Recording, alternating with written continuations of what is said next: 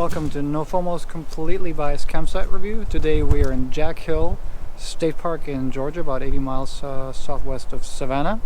This is probably one of the smallest state parks in Georgia that I've seen so far, but you know, everything's fairly tight here in terms of camping.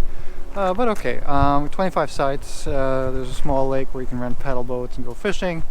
The only thing is, even though it's a small campsite, it comes with its own 18-hole golf course, so that's not what you have every day. But generally, I got a couple of sites that are close to the water. Those come with full hookups.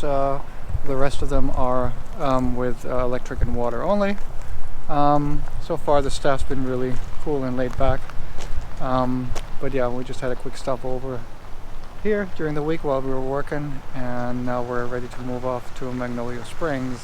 So that's pretty much all I can say. I think we paid around $35 per night, so it wasn't super cheap, but fairly okay. So therefore, said nothing too thrilling, but okay. So kind of a solid B minus, because it's so tight. That's pretty much what I can say. Oh, and the other thing that I needed to point out, if you come here or if you get any other camping sites, you run across the term a buddy site. I did not know that before coming here, so I called them to ask. This means two campsites that are really close together.